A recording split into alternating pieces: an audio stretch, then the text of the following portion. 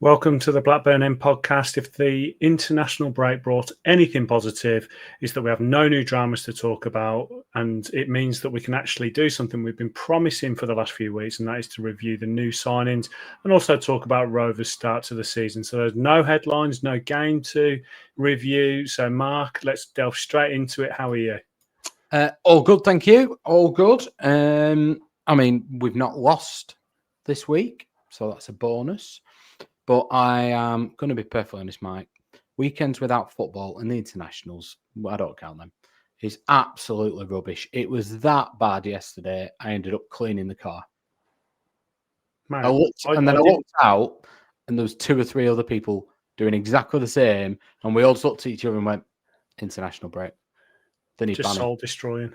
Yeah, that's the thing. So I didn't have a game to coach because there was, don't know why, no game. My lad didn't play for his other team on the Sunday because he was off swanning at the Drayton Manor Park with his auntie. So yeah, I just had nothing football related to do. I was wandering around just doing jobs. It was annoying. Did you get in Mrs. Beaty's good books? Have you stocked up the brownie points? I have done, but that is for another podcast another day. Oh. So, all right. I'll be honest, Mike. I was asked over the week, wonder how Mike's got in the good books, and are you going to go to Chorley away? And I was like, I was going to go to Chorley away, and then I thought, no. So yeah, I was tempted to go to some local games, but I think it is nice sometimes just to step away from football in general. I mean, I played last night, and I was feeling a bit rough, so I thought, you know what, I'll play in defence. And I literally, ball just came near me. It was like proper Peter Kay, who fit, get rid. And then I started to get into it, and I was like, right, I think I'm going to be try and be prime Maldini here. And yeah, I'm not prime Maldini, but yeah, it was good fun. It was nice to have a weekend away, but we're here now, and we're ready to talk about our love of the game and our love of Blackburn Rovers. And I think let's start with the game that's coming up, and that is Coventry. So we are going to break down the season, but before we do that, let's talk about the next game. So straight off the bat, we are going to a team that is extremely difficult to play. As you can see here by the graphic from SofaScore that you have kindly introduced me to, and what a website this is. So yeah, people need to have a good look at this. This is going to be a difficult game, isn't it? Yeah, I mean, firstly, I like SofaScore. It's some of the websites. I mean, I like the data. I'm a bit of a geek like that. But some of the websites, you're sort of looking and thinking, what does that even mean? There's things, the data for stuff, and you don't even know what the data's for. It does break it down in a lot of detail, but it also gives you an overview like this. And if you can't understand numbers, it gives you a RAG rating as well. So it'll be no surprise that our form is more red than green. But yeah, Coventry this lays it out just how big a task we have this weekend.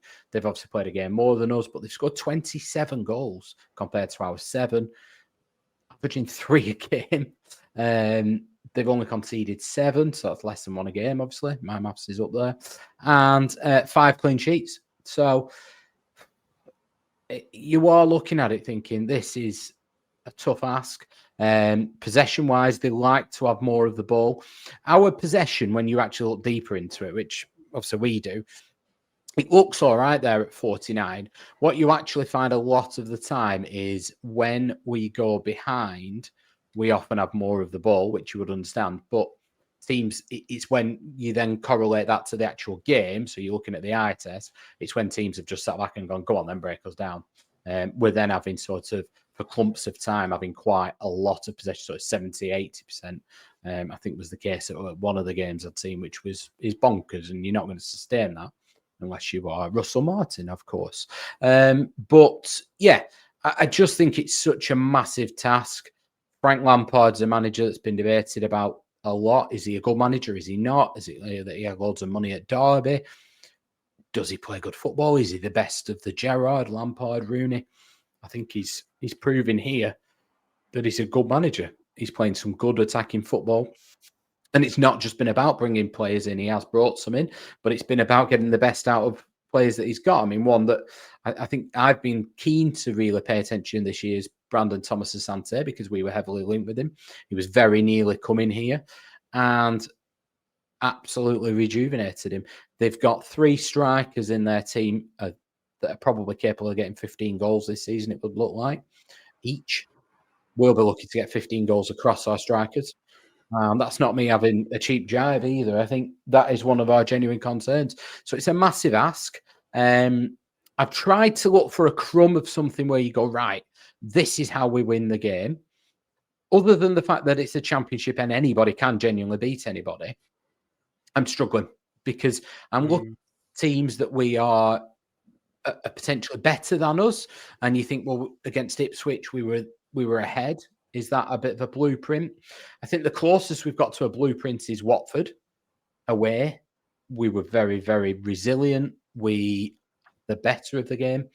But then I don't think Watford compared to Coventry. That's the problem with that one.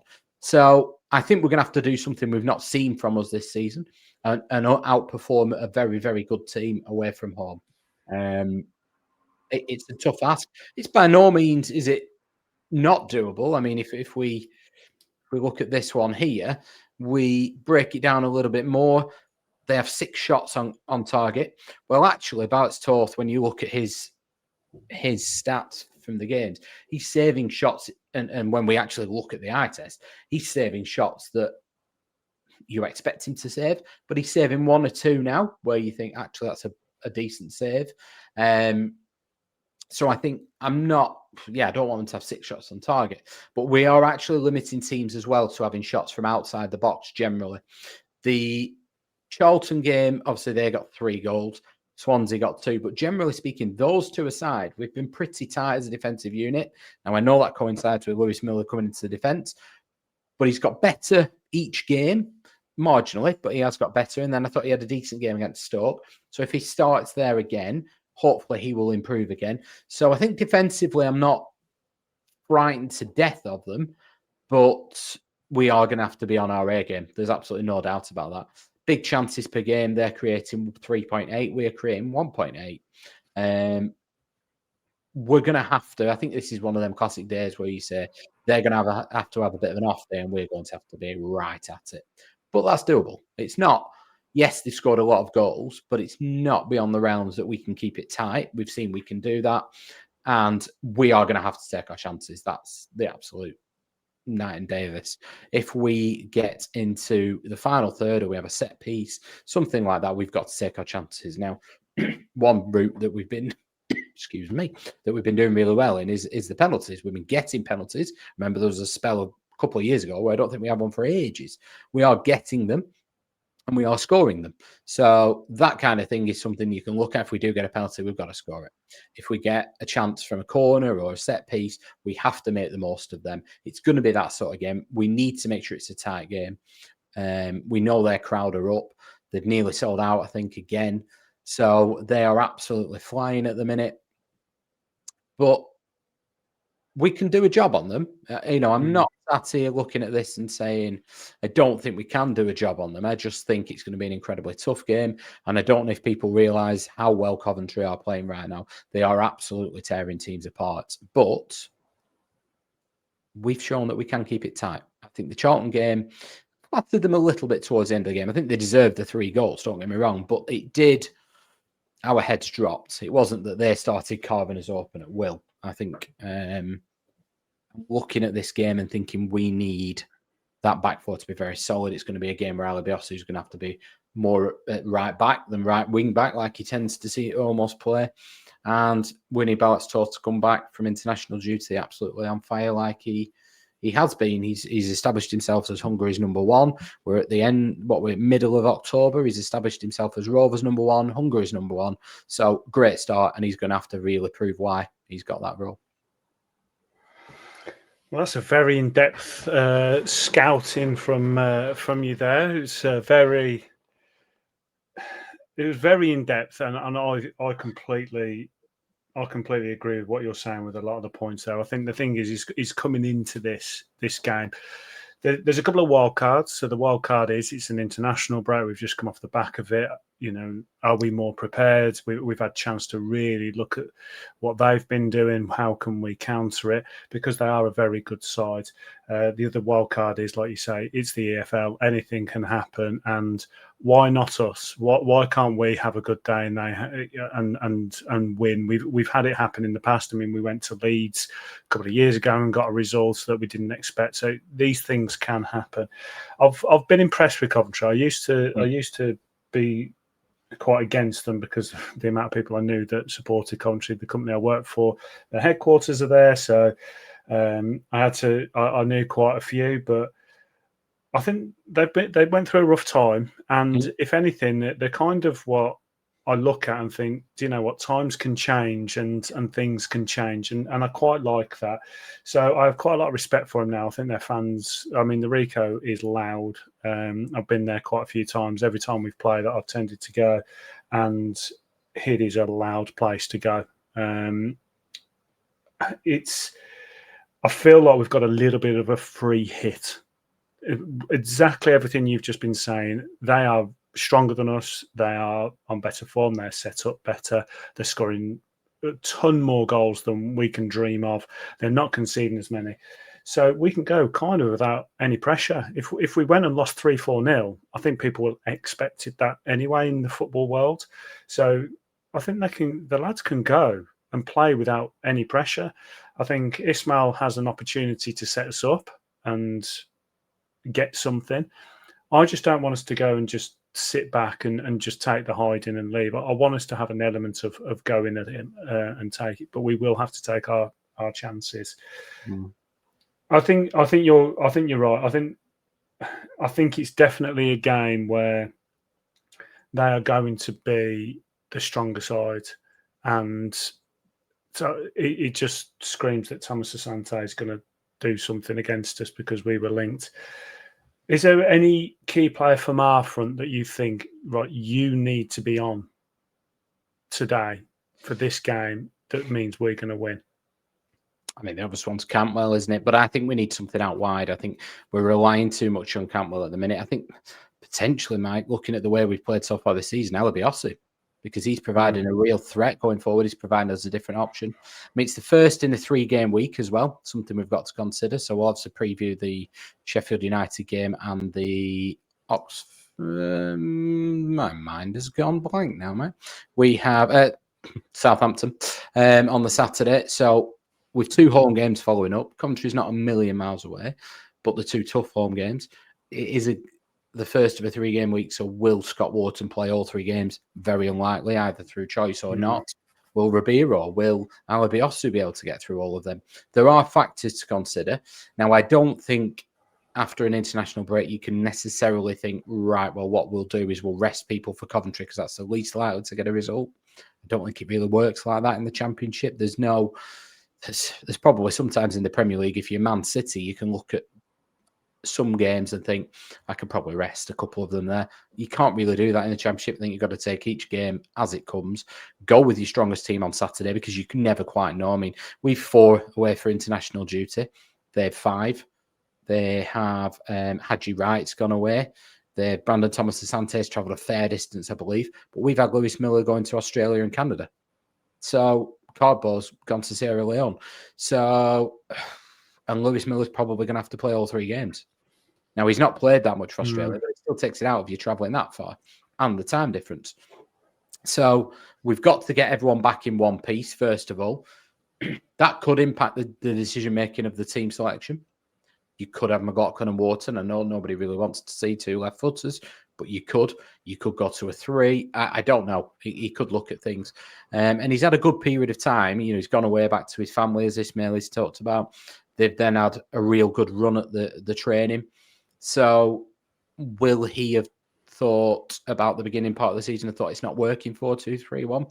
I don't know. I mean, he's only ever played 3 at the back once under his time at Rovers from the start, and that was at Stoke, and that was horrific. So don't know if he will, but I think he's got to look at things and have a real look at what's been working and what hasn't.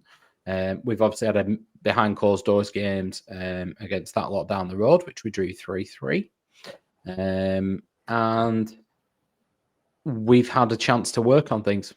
Hopefully, he's had a real look at people, and whether that be trying somebody in a new position, asking people to do a certain job and see if they can do it. Hopefully, they've used it for that. Yeah, because it's not exactly been the greatest start to the season, and this is obviously going to be talked about amongst the fan base. But looking at the form on the screen now, 3 losses, including the Bradford game, and then we get the win at Hull, loss at Norwich, win at Watford, and then a couple of losses, and then the draw against Stoke. It doesn't make pleasant reading. For me, there was some performances in there that I was quite happy with, but looking back now, it seems like they were in the minority. Yeah. We can pinpoint a few games. The Blues won. 90th minute, we're winning and we go on to lose. 2 late goals in the Norwich game. One late goal in the end of the first half, 1 late goal at the end of the second half in the Norwich game. But I think we're clutching at straws. I think ultimately we just haven't been good enough across these games. The West Brom game, I said that I saw some glimpses there that I was quite happy with, but in the majority, I think the fan base wasn't happy with the performance, but we could see that there was this new ethos. The Bradford game we was disappointed about because of the errors. But the people on Man, we call him Blues. Okay, Birmingham City. The Birmingham City game, I think that was a bit of a kick in the proverbials, wasn't it? That could have been a free, the 3 points we needed at home that kick-started our season. And I do think that once again we're looking at a Birmingham City game at home, which is kind of a key game for us. Yeah, and I know we have to disregard it in many, many ways, but I think the fact that the Ipswich game we were winning, whether we would or we wouldn't, we were winning against a good team. It was 10 men, blah, blah, blah, blah, blah. But the fact that followed up Watford for me was significant. We'd gone away to Watford and won 1-0. We were winning 1-0 against Ipswich and looking good value for it. And that, for me, was the moment where you would have said, well, actually, we've started to put a run together here. We've got a solid base at the back. Miller did play in that game. We are, okay, not free-flowing in attack, but we are doing the business. We are getting things. That would have been 3 wins out of the last 4. There would have been a whole spin on it. I struggle with the narrative that the result being scrapped has thrown us off. That to me, you shouldn't be that weak mentally if that's happened. Disappointing. But I actually think that would make you go again and say, right, well, now we're going to go and beat Charlton or whatever. I think the fact we came into the game against Stoke was really important, though, because we concede first more often than not under Ismaël, and we don't actually recover very well. So we've got to sort that out. And I think Saturday's game's a classic one. If we go behind, you can't really see us coming back into the game. You certainly don't think we're going to win the game. And I felt like the players felt like that against Charlton. So it was a big result, Stoke, for me, because they came back into the game against a side that I don't think they'll finish third, but we're third, second at the time. And we managed to find a way of getting back into the game and actually went on to be the better team towards the end of the game. So that was a big moment for me. We've previously, under previous managers in previous years, ended going into an international break really poorly. It was always a classic, wasn't it? I think we did it 1 year against that lot down the road, and then Preston followed it up afterwards. We were notorious for having a real bad last game before an international break. We haven't done that here. So, and I think Watford, if I remember rightly, was that just after an international break and we went and won. So I'm hoping those kind of hoodoos have gone. I think we need to see a steely determination about us now. We go 1-0 down against Coventry, which I'll be honest, we've had a look at things. It's likely, but we need to not think, oh, that's the end and throw the towel in. We've got to go again. I want to see over the next 3 games, really, but we'll just, obviously talking mainly about Coventry, but over the next 3 games or this period of time before the next international break, I want to see a real identity team that a never say die attitude. We don't know when we're beaten. We might not win them all. We probably won't. But I need to see a real determination to stay in games, and that be keeping it 0-0 for a longer period of time or really trying to get back into the game. And I saw that against Stoke, and that was really promising. Yes, 1 point out of that 9-game point week was not good enough. But ending it against Stoke, the more I've looked back at it, the performance at the end where I saw us get some confidence back, we could pass the ball with a bit of purpose. We were trying to get people into the box. We were trying to get the ball into the box. It wasn't free flow and it wasn't great. But I like the fact that we showed something that way around. Had it been the other way around and they'd have ended the game like that and we'd have gone 1-0 up, I would have been very, very concerned. But mentally, it was a big moment, that, for me. No, I agree. I mean, if I'm being completely blindly positive and putting my blue and white glasses on, when I'm breaking down the start of the season, I look at the West Brom game. We only lost 1-0. And whilst there was a side of the performance I wasn't happy about, we still had opportunities. We still was in the game. I'm going to ignore the Bradford game because it was a cup game. The Birmingham City game, we had them beat, and okay, we can talk about mental strength, and we should have seen it through, but it was a penalty, then we went for it, and they scored. So if I'm being blindly positive there, I'll say that was a close one. Obviously, we go and beat Hull. Norwich, okay, the performance wasn't necessarily there. Watford, yes, we'll go and win. That's great. I can't take any positives out of the Charlton game. No. The Swansea game, we took the lead and we didn't see it through, and that's a bit gutting, but we still took the lead. So if I'm being blindly positive, and then like you say, we got something out of the game against Stoke. So if I'm being blindly positive, really the only really negative game was probably the Charlton one. I can probably look at some positives in the other ones here or there, but there's still that niggly feeling that it's still not good enough, and that's kind of where I'm at. And I'm really trying to remain positive now, because I hate feeling negative, and that's not because I'm a happy clapper. It's not because I'm trying to be blindly positive. It's just because it's tiring being so negative, and we've got to have that hope. And I'm looking at the games now, and I'm looking back. And before doing this today, I had a little look at each game and the notes that I'd made, and I was still writing positive stuff down. Little, like I said, little glimpses of players, the signings, the new ethos. And other than the Norwich and the Charlton game, I felt relatively upbeat after some of the games, considering we lost them. Yeah. It's this last run up. The Charlton and the Swansea game really knocked us, didn't they? Yeah, the Ipswich one did for different reasons. But those two games that actually existed really did knock us. And I think that started with the performance at Charlton. The fact that we capitulated, then we've lost the lead against Swansea has really been damaging for morale. But the Stoke game, I feel like I'm clinging on to positives a little bit, but I did feel in the way the Stoke game unfolded, that was a real positive.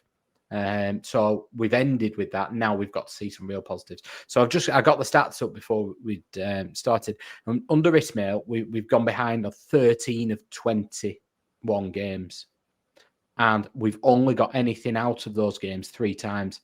One of them is against Stoke.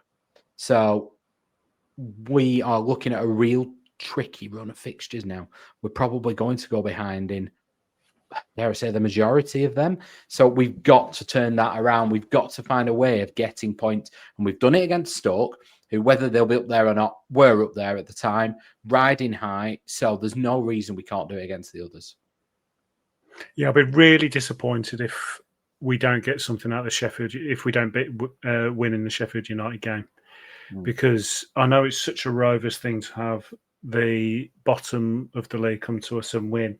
But that one will really damage me, because if we go and get something against Coventry, obviously it gives us that little bit of leeway. But being realistic, if we lose against Coventry and then we don't get the full 3 points against Sheffield United, that's when the alarm bells will really ring with me. But like I said, you have got that recency bias. We've spoken about it before. And I do think that Birmingham City game was a big one. I think if we see that one through, I think we have a completely different mentality, because then you're talking, let's assume that you get the Hull and the Watford results. You've then got 3 wins there. Then the Ipswich game, if that's completed, I think we are thinking completely different. So I really think that Birmingham City game was the big one. To get 2 goals after the 90th minute conceding and gone to lose that game, that is an absolute kick in the teeth. And that is the one where a 2-1 loss feels like a 7-0 loss. I can accept a Charlton result.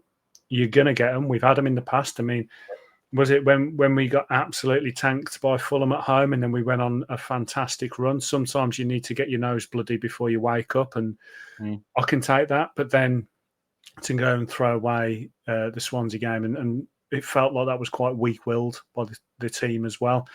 We saw it with Cardbo obviously giving up, and he got pelters and other players got pelters as well. But the Stoke game, if we'd kind of nicked a winner in that Stoke game, we'd all be feeling massively different. But we did finish that game strongly, and if we can now go and put a performance in against Coventry, we will be thinking completely differently. But it's a very, very tough fixture to come back and play. Absolutely. But in terms of looking at it from the players, I think if you were trying to G them up, you were trying to get them to see the positives.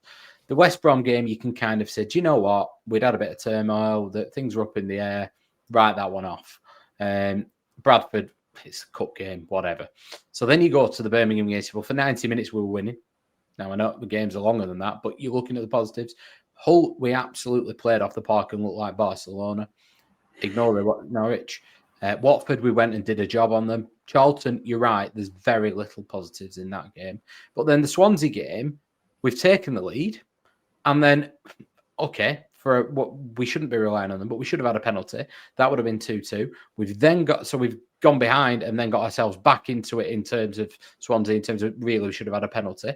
So that's showing mentality as well. We've done the same against Stoke. So there are things there. I mean, I'm just going to bring up Valérien Ismaël's Rovers record in the Championship only. People have said to us, when do we start to look at the manager? Now, I'm a bit torn with this because I don't think you can judge him last season because it's not his team. He's had a horrific, as we went into in a little bit of detail last year, he had a horrific run of injuries. It was players he was losing game on game. He had to change the way he played. And then actually, he's managed to turn that around when logic says you shouldn't be able to. This season is more of his team, but I know we're going to go into the signings, but I think we've given ourselves a bit of a disadvantage going into the season because we brought so many new faces, new to the league, new to the country and everything. But his record right now is not great. He's got 6 wins, 4 draws, 10 losses, conceded 25 goals, scored 21, 22 points. That's an average of 1.1 a game. The next run of fixtures up until the international break, I think there's 6 or 7 games now, he's going to swing this because they are tricky, tricky games. He's going into these. He's got to get some results. And I feel for him because they're tricky games. He has got an influx of new players who we will go into, but he doesn't overly seem to trust because he's going with quite tried and tested players. But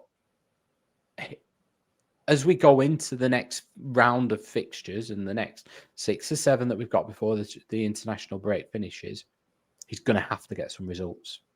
Now, I think he's given us a solid foundation the majority of the time. He's going to have to rely on that. But I do think by the end of this transfer window, this international window, there could well be some calls that are getting louder and louder. And I think that might be part of the reason he's making the decisions with the teams that he is. And I'll speak about that a bit more when we talk about signings. Yeah, and I get it. I want to see stability, but all within reason. I don't think that the time is now. If we say we have a terrible game against Coventry and we're going to lose to Sheffield United, I'm not going to be calling for him to go because I do feel like we do need some stability. He's not been helped with the turnover of players. I mean, you can't just go and do what we've done and expect everyone to settle, especially with all these, like they say, Rudy's randoms. But you've got to give them the opportunity to settle. We've used the term glimpses. We've seen glimpses of these players. We've seen some talents. We've also seen the negative sides of having inexperienced championship players. But we can see something's building. There is an element of from ownership and the and Rudy and so on that they need to give the best chance to the club the best chance to succeed. I'm not too sure what success looks like. I said it last week. Is success just stabilising the club in the championship once again, which is absolutely shocking to say considering we just missed out on playoffs last year. And we shouldn't even be talking about this. We shouldn't be talking about success being just staying in the league. We had a fantastic year last year. We should have built on it, and we haven't. But for whatever reason, they've decided to do what they've done, and it could succeed. We could be talking in 3 or 4 weeks' time about how we're going to get promoted and what great signings these guys are. But coming back to the manager, there's been a few things tactically. He's panicked maybe a little bit or not made the changes. The subs, I think you're completely right. I think the trust thing, I think he turns around, looks at that bench and just goes, shrugs his shoulders. Who have I got here? Who have I got that can come on and make a difference? And the fans are looking at that. And I think if the fans are looking at the bench and thinking the same, should we really be giving the manager the pelters that he's probably going to get? Because we can see exactly what he's got, and he has no say in these players. It's a different world to what it used to be. It's not like your Brian Cloughs and your Alex Fergusons and your Kenny Dalglish's, where they went and they got the players themselves. The players are given to the coaches. Now, they do have an element of say, but it's obviously very limited. So I do feel sorry for him for a little bit, but there have been a few things where he's meant to be this very big, imposing man, but yet I don't see that mentality on the players just yet. And I was hoping I would. We talked about the new ethos of being bigger, faster, stronger. And whilst we have got a bit of that between the ears, they've not necessarily shown what they should be from a mental standpoint or from a football intelligence standpoint at times. But I still seen some of the players, Ali Biasu being one of them, that has just come in and absolutely boss that right back position, and we didn't expect it. The issue's the final third, getting the goals, and it's a broken record. We've talked about it time and again. Who was the last time we had a fox in the box that was going to just get us goals for scoring fun? And it was Jordan Rhodes. We've obviously had the likes of Adam Armstrong, Ben Brereton, Schmodix, to a lesser extent from a goals point of view, Dak and Graham, but the final third is the issue. And when we're looking at the production that we're seeing, let's just bring that back up. Offensively this year, Todd Cantwell's our top goal scorer. He's only got 3 goals. Gagbo with 1, Hedges with 1, Marishta with 1, Ohashi with 1. So our out-and-out strikers, really, we've only got 1 goal out of them. And that is coming down to the manager. How is he getting them playing to get those goals in the final third? Now, I know you've got your opinions. I'd love to hear them, but I personally think it's a broken record. Yeah, no, I think it absolutely is. I think when you're looking at the team and you're looking at the lineup's announced an hour and 15 minutes before the game, obviously now, you look at it, I don't really often disagree with the team he's doing. I'm not looking at the bench and thinking, why is he not playing him? That's a crazy decision. So I think that tells us all we need to know about where the squad's at right now. I think he does have some say in transfers. I think the best way, an analogy I can kind of use for transfers is they sit together and decide, if they were doing a meal plan for the week, they sit together and decide, right, what sort of protein, how much do we want, how much carbs, how much fiber? And then they go away and do all the analysis of looking through all the numbers on the back of packets, and they bring in 5 ready meals. If he doesn't want one of them ready meals, they will get rid of it.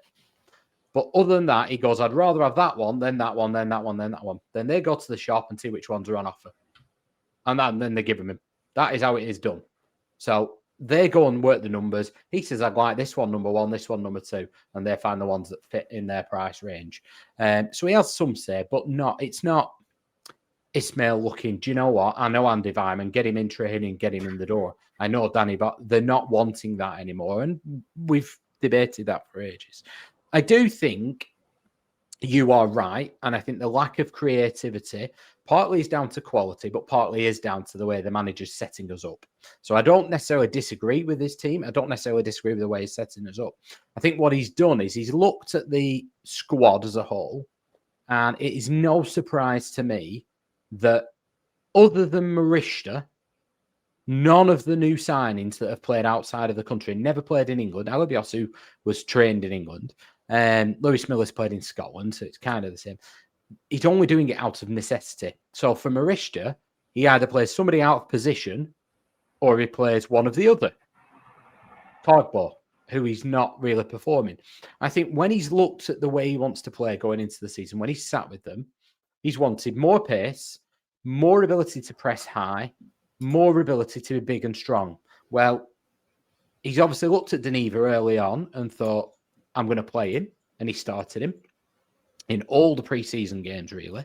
And then he's decided, for whatever reason, do you know what? He's not quite up to it. He did seem to have a big impact, the big bang he got on his head against West Brom.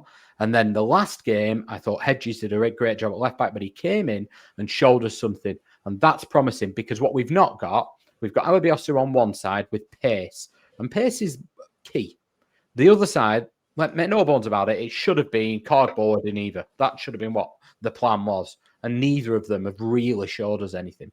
So he's gone then to look at the squad and going, right, well, if we don't have the pace to press high now and that sort of attribute, well, we're going to have to be really hard to beat. I'm looking at my centre halves. Scott Wharton is not blessed with pace. He's a very good defender if everything's in front of him. Lewis Miller's not overly blessed with pace. Alabiosu is, but Ribeiro isn't. McLaughlin isn't. So you can't start to press high, because then the gap between the attack and the defence will be too big. So he's having to drop deeper. And then that relies on, well, what have you got on the counter-attack? Which, again, the problem comes down to the players who would be perfect for the counter-attack are Cogbo or Deneva. Maybe Tavares, maybe Henriksen as he comes in, the pace and the power. He hasn't got them options. So I don't blame him for the way he's setting up either. I think he's kind of looking at the lesser of many evils. The one thing I do look at the manager, though, and say is the young players. I think he came in with this mantra that he'd been asked to get youngsters into the team. And he was lauded a little bit for playing Christy Montgomery when we were 2-0 down against Sheffield Wednesday. He turned to the bench when Rankin Costello got injured and had other options there, and put a centre midfielder at right back who was a young lad. And he was praised for that. And that we do have a record of bringing an academy player into the first team to make their debut every season for as long as time goes on.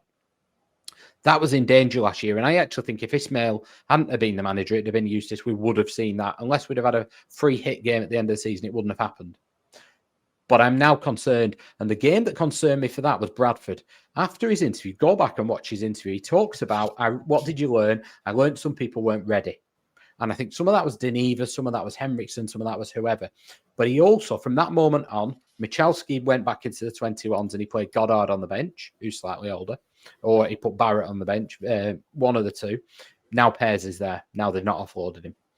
Montgomery went into midfield that day. He didn't look great. I don't blame him for this. But what he's done is gone, he's not ready to be that other option. We need to go and get Gardner Hickman or somebody to cover it. And he also happens to cover right back, as they've talked about. Tijon, not been seen since. And they've gone and got Good Johnson. And they've looked at Leonard and said, do you know what? We don't think he's good enough. Now, he's not scoring goals for fun at Peterborough, but he's playing every week.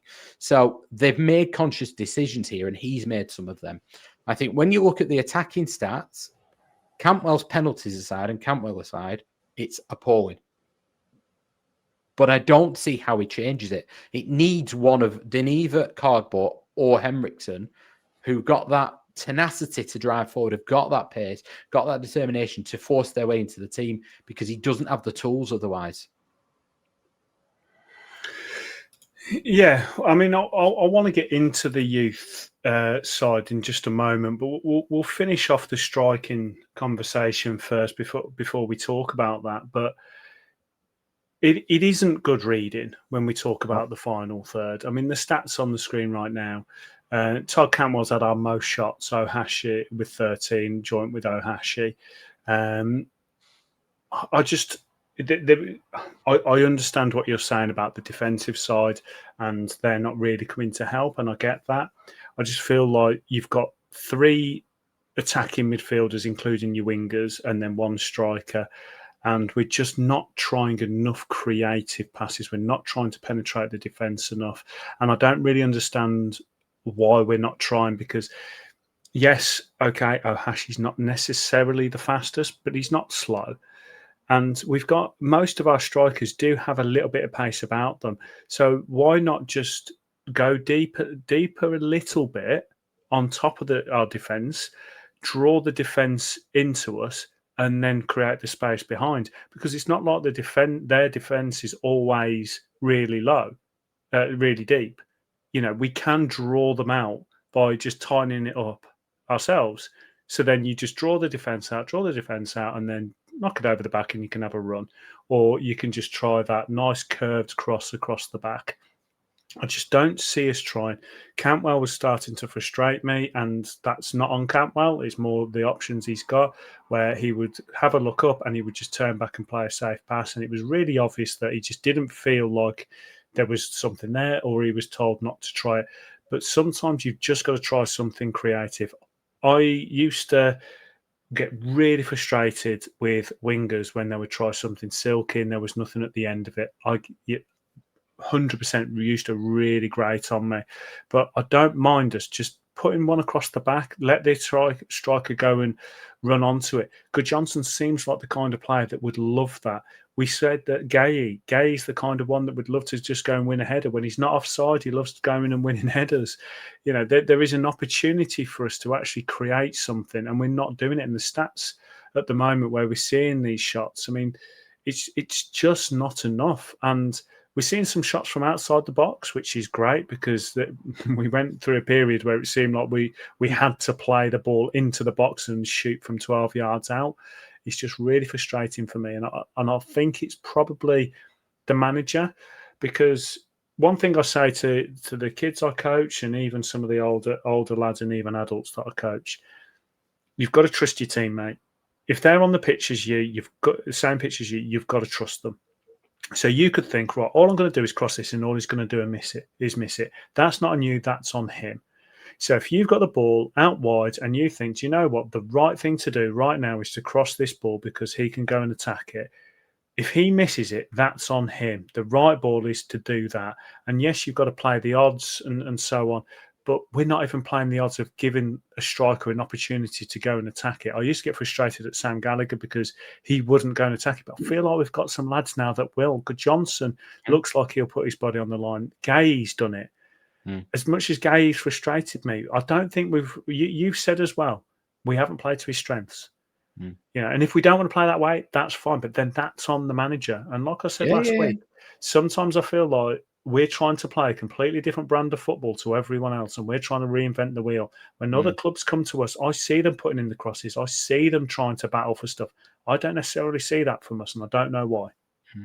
No, because we're willing to mix it up and play a long throw or something like that. So it's not about a pretty competition. The thing I find strange about it all was we were designing a team to play that way, and we've still not quite managed to do it. So I do think Baraji might make a big difference, but we're talking about, my worry with all of this that I'm about to say is this is going to take time.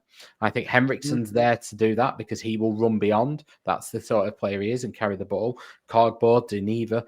I think there is athleticism in the squad. They're just not ready right now. If you look back in pre-season, though, and you even go back to, and we talked about this a little bit last season, once we found a way of playing with the players we had, the Luton goal was a classic example. Hedges wins the ball quite high up the pitch, and his first instinct is bang, to play that ball on the floor, and Ohashi's on the shoulder. All pre-season, Yuki Ohashi was playing on the shoulder. And the plan was that he was the perfect player for Ismaël in the sense of he's going to be on the shoulder, he's going to press high, he's going to harass.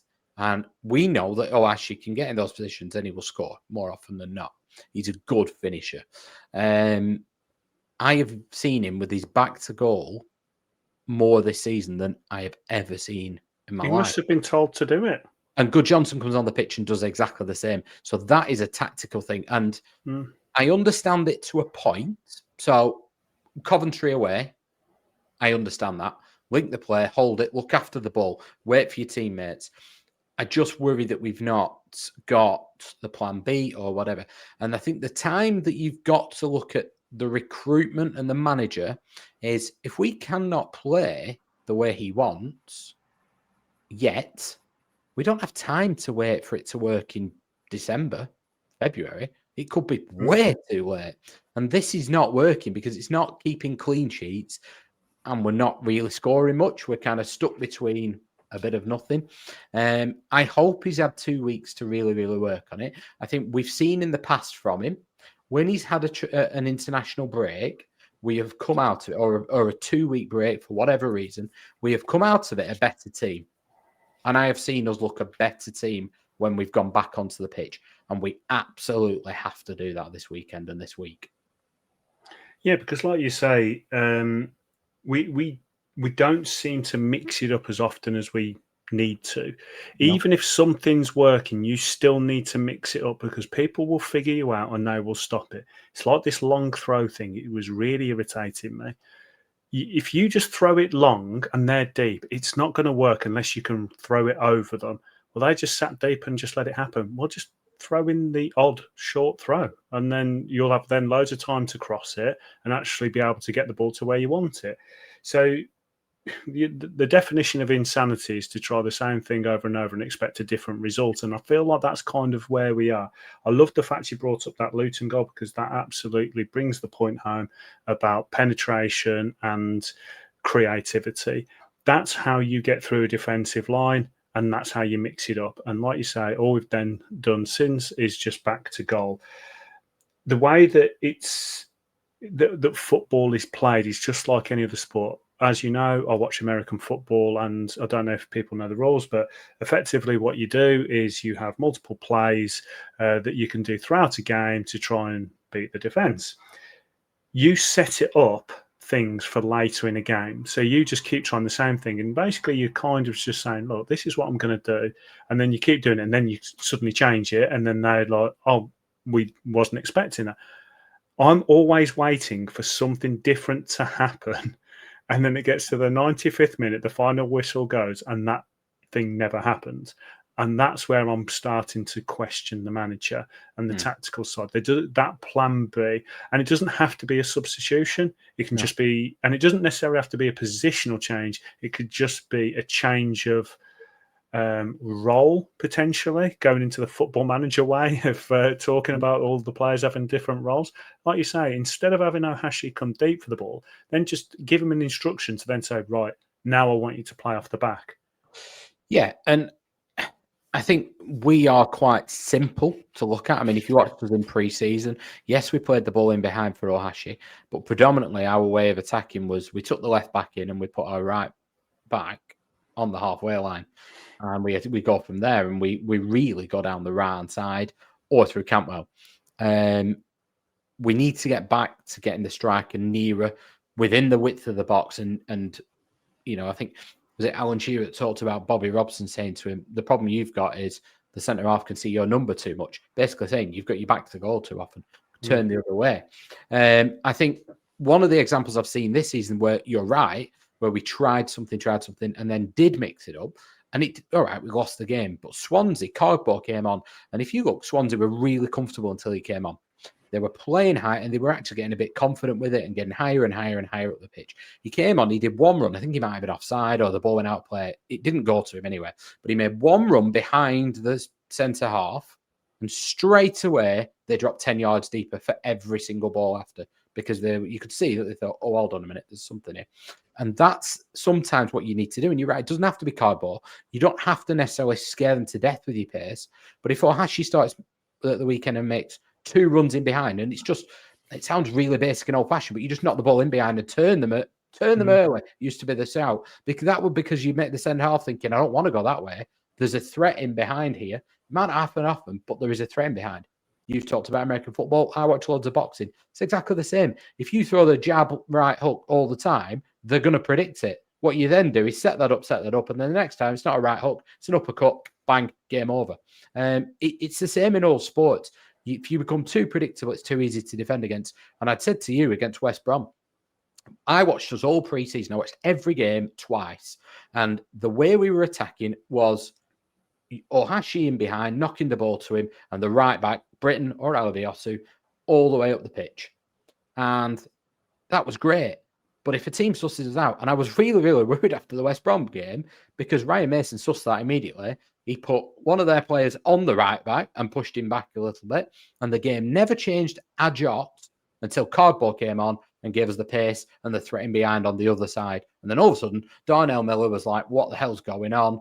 Furlong, sorry, they pulled their centre midfielder across. Havoc ensued, they got a sending off. No coincidence. You've got to mix it up a bit. And that's what happened against Stoke. Hedges went to left back. All of a sudden, they had a threat of the left back running beyond, whereas it had been so predictable before that. It caused them massive problems because the right back was uncomfortable. Now I've got two people. Bring the midfielder over. Bring this person back. You've got to cause teams problems. And I think we've got to look to do that a bit more. We are too predictable in our attacks. It all goes through Alabiosu, and if it doesn't, it goes through Cantwell. And if you stop Cantwell playing like Charlton did, or you stop Alabiosu like West Brom did, it's kind of like we go, oh, that's not fair. You're not allowed to do that. You've got to mix it up. You know, Ribeiro's not the quickest, but we'll switch. How about when Cardboard's running down the right wing and it isn't working, swap him for 5 minutes. Just let him have a run at the right back. Just try things a little bit. And I hopefully they've spent the last, I know they've not had 2 weeks working on it because they've been away and they've given some time off and then they've worked on it for a good solid 10 days. Hopefully they've worked on different patterns of play in the attack. And it's not wrong to prioritise the defence first. I think we've probably done that. But now we need to see a bit more ambition going forward. Definitely. There definitely needs to be something. There needs to be some problem solving that's been done because, obviously the game that never happened means that we are the second lowest goal scorers in the league. It's not uncommon for us to be like that. We're not necessarily always scoring lots of goals, but it is extremely frustrating at the moment that, like we say, we're just trying the same things over and over and not getting the results. There's a couple more topics we need to talk about. The first one is just having a quick look at the transfers. So these are the transfers included from last season as well, because I think it's quite interesting to look at them. So last season's transfers were Gay, Gargbo, Tote, Cantwell, Ribeiro and Ohashi. And obviously they've now been joined by the new clan. So I think we just need to kind of just feel about this instinctively.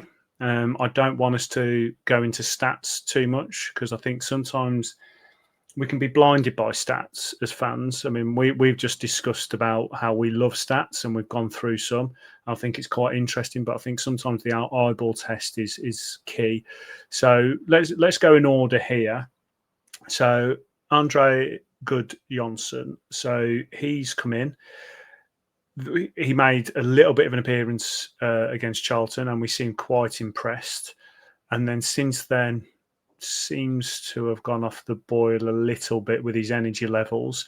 I think that was then come to a head when he took a touch in the 6-yard box instead of instinctively taking a swipe at the ball. What's your instincts with Gudjonsson? I've seen more of him for Iceland than I have for us. I think that he's a good striker. I think there is a real striker in there. The striker suited to the Championship. I've seen some good touches. I've seen the instinct that I saw at Watford where he just swung and hit it. I think he is same as Ohashi in many senses this season. Feel sorry for him because we're not creating enough. It's not like, I've said this last week and I reiterate, when a striker is missing chances, I'm okay with it unless it happens for a prolonged period. when they're not getting chances, I worry. And I don't blame him and I don't blame Ohachi. So I think Andre Goodjohnson, very nearly called him Ida, I wish, has the raw potential to be a very good championship player. I think he will be a hit if you want to hit and miss them. I don't think he will start at weekend because he's been away on international duty, and I think they'll have worked on stuff. Then with Cardboard, I think Ohashi will start. But I do think that over the next 2 years, he will play more football for us and be the main man. And I do think we'll see him scoring. I think he will be the one going into a season where we go, do you know what? He's going to get us 10, 15 goals. I do see that for him.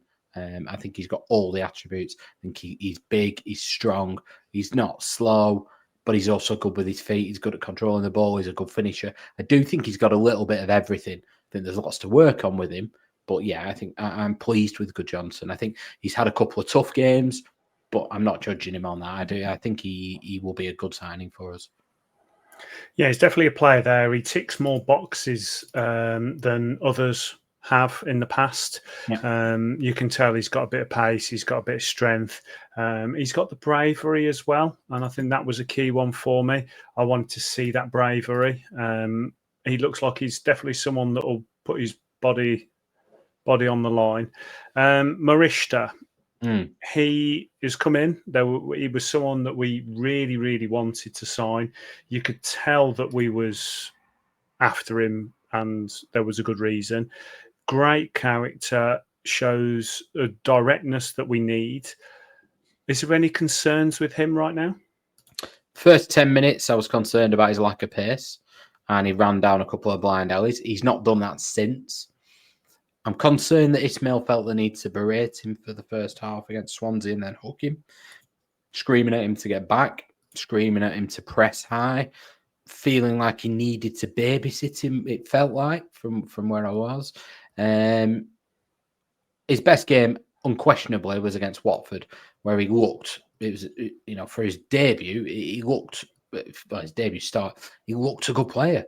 But it was all about close control, intricate passes. So he's got to get back to that in and around the box, in and around Campwell, in and around Ohashi, Goodjohnson, whoever it is, he's got to get back to that. His strength is not like an Albios or a Cardboard running down the line. So my concerns are around his pace. I actually think in some senses he might be better suited to the number 10 role. The big problem with that is he's got Todd Campbell. But I think he will. I think he's got the potential to be a decent signing for us. I'm just a little bit concerned about his ability to offer us that directness and the counter-attack threat and things like that. So I think he has shown an element of the directness, but is it that trust thing again of knowing who's at the end? Do you know what I mean? So like he feels like, and is it a managerial thing? Has he been told to cut back and to do this? Because a few players are doing it. So I'm relatively happy with what I've seen, because you're talking about two players there that have cost a decent amount of money for us. And I've seen enough to know that if we trust them and we give them enough opportunity, they will develop. A player that is worrying me a little bit, and it's Tavares. Now, I'm not massively worried. It's very much similar to Tronstad when he first signed, and we was looking at him thinking, well, hang on, what are you actually offering here? And it seems to be like that, but I trust that he's going to come good. I just want it to happen now. I feel like we haven't got time to wait right now. We need signings to hit because of how many changes we've made. He came in, he got injured quite quick, which obviously hampered his development into the team. But I trust that he's going to do the job. Do you? I do. I think it's easy to forget that he played 30 games, I think it was last season, not all starts, but before that he'd only played 5 the season before, 2 the season before, and 5 the season before, and that's his career done. So the fact he's played 7 this season is the second highest season in terms of appearances that he's had. So he's inexperienced. I've seen a good passing range from him. I've seen a calmness on the ball. I think he has the potential to be a real good asset to the football team. I think he just... I'm not convinced he's yet ready to play first team football. He almost plays it like a 21s player, where sometimes he's going through the motions a little bit. But I also think he's just not quite adjusted to the league. I think the bit you mentioned there, though, is a key bit. He missed a massive chunk of pre-season, and that is a big problem for him. So the fact he's had a couple of weeks now to work on his fitness a bit, hopefully, because he wasn't even in the squad last time out, he comes back into the fold and he adds something, because right now he's playing Taylor Gardner-Hickman, who we'll come on to, but Tavares by right should be a better player than him. I think when I'm looking at the team who played most last season, so the ones we mentioned there, Gudjohnsen, well, Gay played more over the season. He didn't under Ismaël, but I think Gudjohnsen's better than Gay. I think Dolan played most on the right-hand side. I'd have Dolan over Marishta, as what I've seen right now. And Tavares would not get in Tronstad or Travis. So from that sense, I'm concerned, but I think Tavares, there's a player in there. Yeah, he's got a high ceiling. And another player that I kind of fell in love with quite quickly was Henriksen. He was like a dog let off a lead on a field when he played against West Brom. He just wanted to go and just bite everyone and go for it. But I kind of loved that energy, and he's got size. He looks like he's got strength. We haven't seen much of him, so it's really tough to judge. But from what I've seen, he's going to be someone for the future. Yeah. I don't think there's much of opinion we can really make. It's definitely the eyeball test and gut feeling. I've just got a gut feeling he's going to become one of those players that just comes in and out, just shows a bit of energy. We just need to start seeing some development from him in the next year or two. Yeah, he's a player who picks an awful lot of yellow cards up in his short career, and we could see why. I like the fact that you look at the sides of him and you worry about, is he going to get bullied a little bit in the Championship? No. He's very direct from what we've seen, but most of what we're talking about now is off clips from YouTube still. He's very direct. I think he's a player that's designed to get in the team in 6 months, 12 months down the line. He's only young, but he's willing, from what we've seen, to get stuck in, to run with the ball, to take risks, to try and run beyond. Whether he can impact the team before January, I really don't think so. But he did a job on the left side against Bradford and did start to create as the game went on. I don't think that's the role for him, though. And I think the fact that he's had very, very little game time has told us all we need to know. I don't think it's a judgment on his ability. I think it's a judgment on the way he's settled. Yeah. Yeah, definitely. He's someone that they just saw an opportunity to get someone with potential, and they got him in. Lewis Miller, he's played a lot at centre-back. I actually think he's done quite well. You can tell he's raw. He's come from a league that we know I don't rate, but he's come in, and I think he's done all right, to be fair to him. And my instinct is that he's a great character. He's strong. He's willing to put his body on the line. We know he's got a long throw that hopefully we can start to utilise eventually. What's your thoughts on Lewis Miller? I agree with everything you've said, really. I mean, for the avoidance of doubt, and we'll not keep going over it, I watched an interview with him from not that long ago where he said he'd never played in a back four as a centre-half. And he played once on the right-hand side of a three. His attributes are at wing-back or at right-back going forward. And I think considering that, he's actually doing a decent job for us. I think he has got the attributes that maybe make him a centre-half in the future. I think positionally he's struggling, and it's no surprise. So I don't really want to judge him on that. It's a bit like how would Callum Britton have done at right-back? At centre-half, sorry. Well, probably not that well. I think he's improved over the 3 games. So take Ipswich out of it. Charlton, Swansea and Stoke. He's going in the right direction. I thought he got some good blocks against Stoke. His positional sense was better. They only conceded 1 rather than 2 or 3. So they've conceded 1 less each game. So by that reckoning, they'll keep a clean sheet at weekend. He's travelled halfway around the world and been on the bench for Australia, but that's because so that's where it could be an issue, because he's challenging to get in at right wing back, and he's not, because he's playing centre half for us. I think he's a good egg. I think he's somebody you want in your squad, somebody who's got that determination, a will to win. He's a typical Aussie in that sense. And I like the fact that he's improved game on game. So I think he's somebody who's an asset to the squad. I think Ali Biosu's form at right back has meant that he's not getting a sniff there. But should Ali Biosu get injured, and it's a stretch, playing 3 games in a week, and we've got a couple of them coming up, I think we would see that actually his strengths really lie at being an attacking fullback. That said, I think he's doing a decent job, and whilst Hayden Carter's not fit, I'm becoming more comfortable with him playing there. Yeah, he's taken to it quite well, and we're seeing a lot of him, which is good. One player we're not seeing a hell of a lot of is Dion Deneva.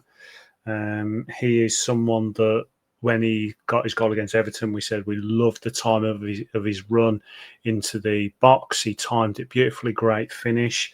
He gets a whack on his debut at West Brom, and I think that really caused him issues, because I think there's a player there. There's mixed reviews from the fan base, and I'm interested to see what your views are on him. But I can see that there's a player there. And for me, when I was seeing Cargbo doing what he was doing, and, well, lack of, I felt like Deneva had all the attributes that we wanted out of him, but potentially had a little bit more elsewhere. What's your gut feeling on Deneva in the limited times that we've seen him? Well, he played the most in pre-season, didn't he? He looked accomplished. He looked like he was willing to get stuck in. We saw a little bit of the pace. We saw, like you said, the timing of the run and the composed finish. He then starts against West Brom, and considering him and Alabiosu were the left and right wing back of their former club, it was Alabiosu I was more concerned about. Deneva then went through, he got a massive knock, didn't he? A real whack to the head. And I think that's knocked him more than we've realised, and maybe not just physically. I do wonder the impact that had. And I think then when I look back at the games he's played since then, he's very much played within himself. I think I was then thinking, well, he's another option to Hedges, but not really a different style to Hedges, just a less experienced Hedges. He's not going to knock it past the fullback. He's not going to try and get across him. And then the Stoke games changed my mind. I've watched the Stoke game and thought, oh no. So that's when I then look back at the previous games. I thought, actually, that player is in there. It must be you've not been willing to let it come out, or you've not been able to let it come out, whatever has happened. So hopefully we've been able to nurture that from him. I think it did help having Hedges at left back, because it took some of the pressure off and created some space. But I saw I'm going to make a difference. And I like that. I've not seen that from him before. A real bravery in terms of give me the ball. I want to run at you, when he could have just taken an easier option. I like that. And my opinion of him is that he's got a bit of pace, and actually we need him to come good, whether that's at left back or at left wing. Maybe he is more of a left back. I don't know. Maybe he's better coming from deep. We always saw that with Brett Emerson. He was an average right winger and a bloody good right back because everything was in front of him. You square him up and he struggled. Maybe that's what we've seen with Deneva as well. Time will tell in that one. But I think there's a player in there with some pace, with some guts, he's quite combative, and he's created something when he has played. So I think he's somebody that needs to get more of a chance now. Yeah, I'd argue to say that I'd prefer to see him start over Cargbo at the moment, or get chances over him, just so I can see. Yeah, just so I can see what am I seeing, what I think I'm seeing. Give him some really good opportunities, and then arguably our best signing of the season so far is Ali Biosu, replacing Callum Britton, and people seem to have forgotten about Callum Britton, and it's all about Ali Biosu. Strength, pace. He seems to personify the new ethos. Like you said, we seem to be relatively concerned, but we didn't need to be. No, I think he's got, the way I would describe Ali Biosu, I mean, settled incredibly well and quickly. He's probably, Cantwell aside, our biggest attacking threat, bizarrely. I think he's got some attributes that are better than the ones Callum Britton had. He's not better than Callum Britton right now. Potentially, he's got a higher ceiling, you could argue, because of his physical attributes. I think that is slightly better than Callum Britton's, but he's certainly not as good as Callum Britton was or is. But he might get there. And I think he's just a different type of player to Callum Britton. And I'm not looking at the team and thinking, wow, if we'd have had Callum Britton in this game, X, Y, and Z would have been better. So that's a massive compliment to him, and he deserves a lot of praise for that. Yeah, obviously, Callum Britton was a great player. I was a big fan of him. I would have loved to have kept him. But considering the alternatives of what could have happened, I'm quite comfortable that Alibiosu is probably the best we could have hoped for to replace him, considering all things considered. Yep. Another player that came in to replace players leaving was Sean the Menace McLaughlin. Likes to pick up disciplinary points wherever he can. I've been quite impressed. What about you? Yep. I didn't really know what to expect. I thought we'd get a steady Eddie. I think what we've got are different, but we've got similar sort of level to Danny Bart, dare I say, but younger and a left footer. Ironically, we could do with him being a right footer at the moment. But yeah, I think we've got a good option. We've got somebody he knows the league. I don't think he's going to let you down. I've had a look at some of the clips because somebody said they thought he was getting a bit of an easy ride. So that he'd give a couple of chances away and a couple of goals and he got the sending off. I think they're being a bit unfair. I think when you look at the positions he's found himself in. But that said, I would have Scott Wharton in the team ahead of him. I thought it was the right decision to not play Wharton in the 3 games in a row. But I thought it was the wrong decision to not play Wharton at weekend. And then McLaughlin, I mean, on WhoScored.com, he got an outrageously high rating, really. I thought he was okay. But I think Scott Wharton's the better of the two, is what I would say. Yeah, and I do think he does get a little bit of a free ride. I think some players do, because when you're looking at a team that's started the way that it started, you can't just go through the team from top to bottom and say, you're terrible, you're terrible, you're terrible, and just go all the way down. You know, we have got to give some players a little bit of leeway, and I have adjusted my expectations accordingly.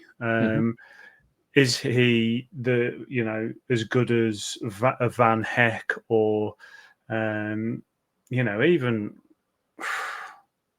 I was going to say Ash Phillips, but it's just again talking about other signings. We've just signed someone that is solid. And yes, he has made the odd mistakes, but I'm okay with the odd mistake. I don't feel like he's been as bad as some people have said. I'm just worried about his disciplinary points. He's going to go all Grant Hanley on us and just try and kill anyone that moves. Last one on the list, Taylor Gardner-Hickman. Talk to me about him. Well, he's been signed as somebody Ismaël knows, signed as a backup to the right back position, as Rudy told us, but he's found himself a starting midfielder. I think it's as much by virtue of the fact that he's played in the Championship before and Ismaël knows him and he can trust him, and that it's more of an indictment that Baraji's not fit, Tavares has not done the business, and Forshaw's not fit. I think that's where we found him. And in Montgomery, he's not trusting at the moment. I think he's found himself in there because he's the most trustworthy of the lot. I think if I'm being brutally honest, he reminds me of Lewis Travis, but of a downgrade in every single area. But I think he's been okay, and I will be starting him. I think it's a good job he's come in because he's the safest option I would probably go for right now, alongside Tronstad. But I think he's done. I didn't really know what to expect. I mean, the fact that he's been in Birmingham reserves and on the bench and things, he's done better than that level. But he worried me at right back. And if we got an injury to Alibiosu, I wouldn't want him there. And I think he's done okay in midfield. I'm not knocking him at all. I think he's been okay. And he's been better than Tavares has looked in some games. And he would be starting for me right now. But I hope Baraji is better and I hope Tavares becomes better.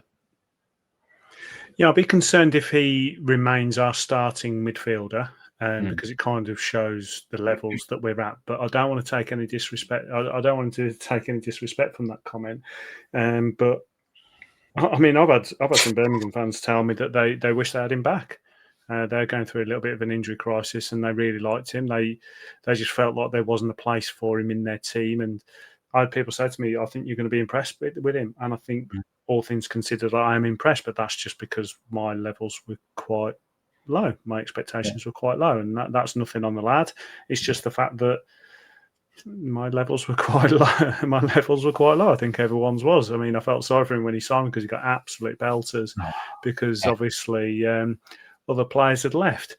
But that's our review on the signings, and ultimately, time will tell. Time will tell. We can't judge them right now. We said at the top of the show, there is a lot of change that's happened with this team. There's a lot that we need to wait and be patient with. And we look at the reason I put the other signings in that list is because then it gives you kind of a balance of who we got last year compared to this year. And some of the players that we signed last year have got better. You know, you look at Toad, you look at Campwell.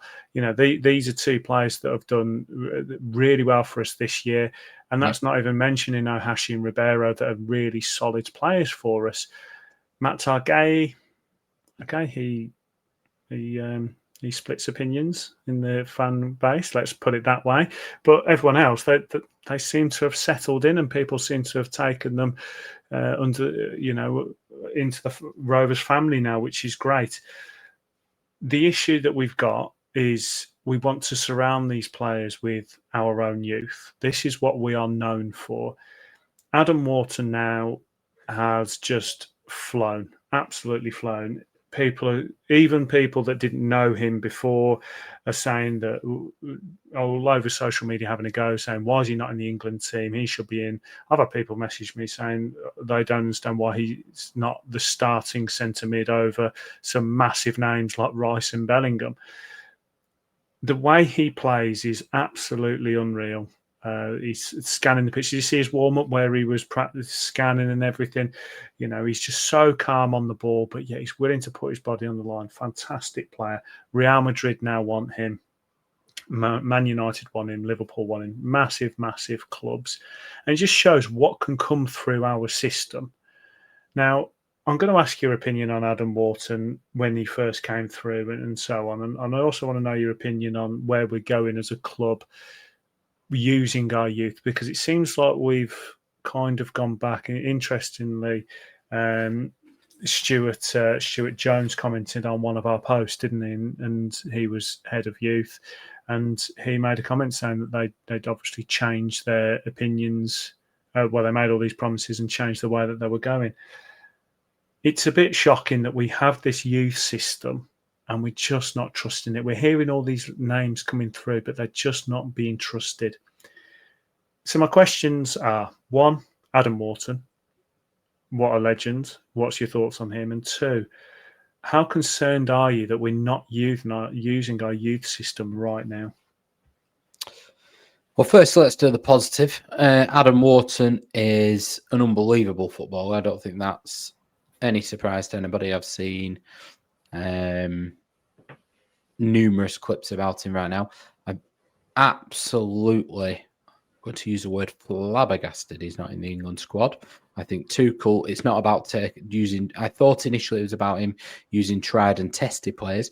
I actually think he just wants something more dynamic, but that's idiotic. There's not many players in the world that will take the ball on the half turn and are willing and capable of playing a ball between two more lines of football to get it into the winger or the striker. Adam Wharton's passing percentage could be 100 every game. I genuinely think he could, if he really wanted, it would never drop below 98%. It is lower because he tries to make those key passes. But he came in and made his debut against Blackpool. Live on Sky, away from home, bit of an interesting atmosphere. And if you remember, I always remember the graphic on Sky is he got man of the match and he was first rated in everything in his first game in the centre of midfield. And he performs like that when I've seen him play for Palace at Wembley in an FA Cup final, when he's playing for England in his debut. He wants the ball, he trusts himself, and more importantly, what you saw in the England game in that one snippet, the other players trusted him with the ball. And you go back to you listen to Tony Mowbray, he talks about how immediately players trusted him on the ball and the others can't get it off him. Other players trusting you in possession in the tightest of areas and you having the self-confidence and self-belief to know you can take it is so rare in football. It's a bravery that is something that you just can't teach people. But he's also got a couple of other things you can't teach people. He's got this incredible awareness of where he needs to be, and he never looks rushed, ever. And that is the players, we were talking about it at Rovers, and it's difficult because people are thinking, you're in the Championship, shut up. But we were talking about the way he's got this awareness and the calmness on the ball and the way to pick a pass and the weight of a pass. You only see that in a few players in the world. This is not an athleticism thing. It's not something you can just give somebody. You see this in people like Pirlo, Paul Scholes. This is people like Michael Carrick had it at a lesser extent. This is something that people can have. They have time on the ball and they look like football's easy for them. And he has that, whether he's playing in Rovers under 21s, he's never been any different, or he makes his debut for England, he plays an FA Cup final. He'd be the same in a World Cup final. He just has this confidence in himself and the belief. He's always got the ball on the half turn. I think I once saw something with Arsene Wenger, and he said something along the lines of a top player. He used to do video analysis of players before video analysis was the thing. And all he was watching was how many times has the player scanned the pitch before they receive the ball. And if you look out there, there's a certain ratings bar. I can't remember the numbers now. But the point of it being, average players in the Premier League scan, let's say, 6 times before they receive the ball. Somebody like Cesc Fabregas would do it 10 times. The top players are doing it 14. Just watch Adam Wharton. If you get a chance to watch him in the flesh or on telly, it's difficult on telly because you can't always see. But watch how many times he looks around the pitch and scans who's where, who's on my team is where they are, who can I pass to? And that's why he looks like he's got time on the ball, and that's why his passes are so perfect, because he knows who he's passing to. And not only that, it's a bit like a snooker player. When you play, when I'm knocking around on the snooker table, I'll try and hit a ball and pot it. The best players are thinking 3 shots ahead and are able to then, if the ones who can really hit the top are able to then make the white ball go where they want it, ready for the next shot. Not potting that bit's easy. Adam Wharton, he's playing a different game. The phrase at the minute is he's playing 3D chess and everyone else is playing 2D. He just has the pictures that others don't have. Jack Grealish, it's just becoming farcical. Jack Grealish did an interview and talked about, I shouldn't be getting man of the match. An opposition player should be getting the man of the match. He was the best player on the pitch. When he's going to be one of them that once you watch him in the flesh, it happened at Chelsea, didn't it, in the cup game? It happened that I've got a mate who goes to Anfield all the time, and I was telling him about Adam Wharton and saying, honestly, mate, he's better than your midfield. He would get in yours now. You might not put him in, but if you did, he can do things some of your players can't do. I don't know if he can do it in the Premier League. He then goes to the Premier League. He went to Anfield, and my mate came back and went, oh my God, who was that? Like, yeah, I told you. He's just got, and it's now becoming a belief in the wider footballing world. Well, actually, the stage doesn't intimidate him. He is able to do it at whatever level and whatever stage you put him at. So for me, he has to be in the centre of midfield for England. Have Declan Rice alongside him.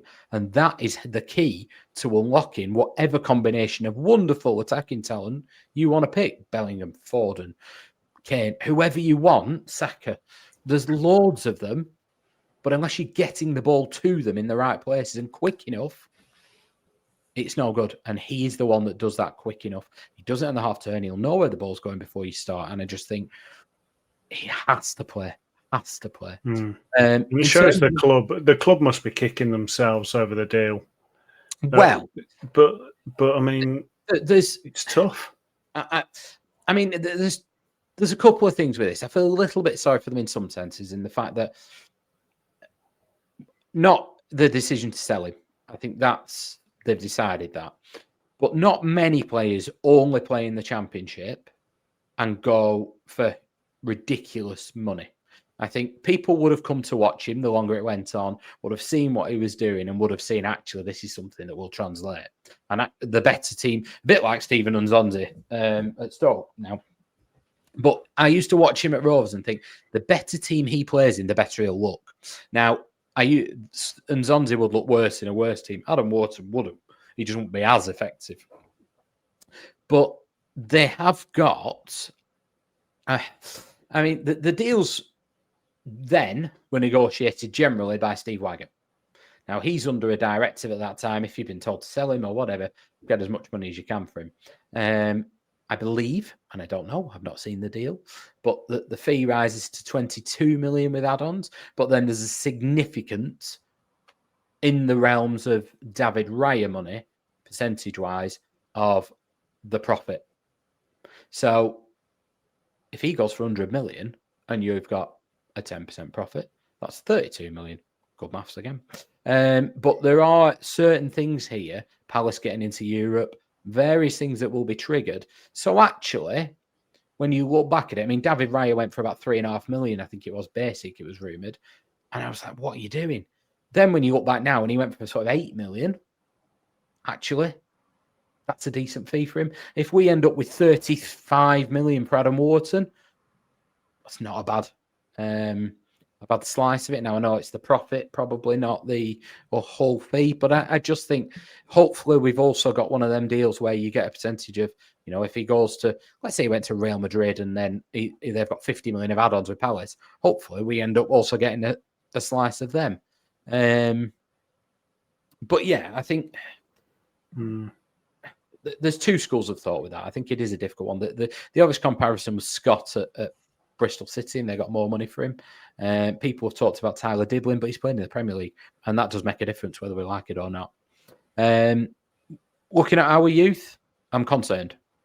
I think Adam Owen talked about Valérien Ismaël being brave at playing Christy Montgomery, and that wouldn't have happened potentially under Eustace, and that was one of the reasons. And Eustace preferred to play the same team week in, week out.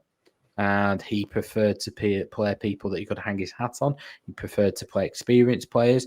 He was more of a manager for now and not too fussed about the club progressing as a club. It was more about, well, you're not going to give me the time. I think all managers are the same. I think they're idiots if they're not, because somebody will sell you a project for 5 years. If you lose 10 games in a row, you're going out the door. I look at Ismaël and I think he's taken that option a little bit. I think last season was a bit of a free hit and he played the players and he was probably talking to the club and saying, yeah, I'll do that.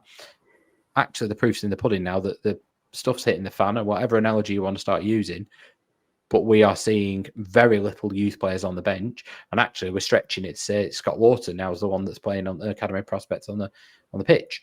The alarm bells were there when Rankin Costello and Buckley went, but I thought they're at an age now where they're 25, 26. They've had enough of a chance. If they're not confident they're in and around the team, fine, roll the dice, get somebody better in. The big one for me was Harry Leonard. I don't like seeing a 21-year-old English striker going out the door that sure he can score. I'd rather, if you had to sell one, you sell Mike Targay. That was the obvious one for me, and keep Leonard. But I've just seen a bit of a pattern emerging here. He's trusting Gardner-Hickman over. I'm not saying he's wrong, but he's trusting Gardner-Hickman over Montgomery. We're trusting Deneva, Cargbo, Hedges, Campbell, Henriksen are all getting a sniff ahead of Tajon. Again, I'm not saying that they're wrong. I think we've seen Duru go out the door in favour of Miller and Alibiosu. I'm not saying any of these decisions are wrong, but the pathway is not there, is it? And unless you give people the chance, you never quite know. And I think Ismail's just starting to go into the category of, even with the new signings, I'm going to play people I can trust the most. Which I understand. Yeah, we do, but you'll never get academy prospects through the door if that's what, and onto the pitch if that's the attitude you're going to take. Yeah. So this is the thing I was about to bring up with you is, whilst the manager's putting his career in their hands, the club's got to think about its future. And if we said when Wharton left that this is the perfect chance to advertise to parents in the local area. Bring your prospects to us, because look what we can do for them. Look how we can mould them. They will get an opportunity. Exactly what you just said. And that for me is the key issue now, is we had such good, points with parents to say, look at what we can do for your children. And then it just seems to have all eked away, and all this positive advertisement we'd done around to show what we could do with youth prospects, the fact that they would play and they would get opportunities has gone. And it is probably, because we've had a turnover of staff, and maybe John Eustace was the issue with it. Maybe he stopped it because he didn't want to give people an opportunity. I don't know. But Tyjon, we're talking about the fact that he's meant to be this big prospect. Rory, what's his name? Finnegan. We didn't really give him a big opportunity, and these are players that we could have potentially given some good opportunities to. We've got some more that are meant to be coming through. I just don't want us to waste this opportunity to get more young players signed up, because we've stopped doing what was our core value, which was giving young players that have come through our academy a chance. Yeah, because it has a massive knock on, because our selling point was not, we're going to pay you more money than Manchester United, Liverpool, Everton, Man City, Burnley, Preston, whoever you want. Our selling point was we're a category 1A academy. So Preston, Bolton, don't bother going there, come to us. The next selling point, when you're then in amongst all the big boys, was we will get you to 100 games, which, as we know, massively, I think it becomes 95% certain you'll become a footballer rather than 95% certain you won't in an academy. We will get you to 100 games faster than any other club. That was a selling point. Well, we're not doing that now. I mean, Mullicky Matthews is one we've not even mentioned, in and around the first team all pre-season, not even on the bench now. And Zach Gilson and another that we've let. We seem like we've taken a shift to gambling, because initially when I watched this, I thought this is going to be a bigger risk to Ismail's job than the results right now, because it was obviously one of the criteria of the job. However, the recruitment, when you actually look into that, is telling us we'd rather gamble on low expenditure to the potential of a high sale value for imports than we would academy players maybe coming and being that. Maybe they've had a real rethink about it, and they've gone to, you know what, we can have people like Tyjon potentially, but Finneran, Phillips, the youngster who's 13, when people can just come along and snaffle them off you, is there any point in it? I mean, I massively disagree with that. There's nothing better than seeing one of your own out on that pitch.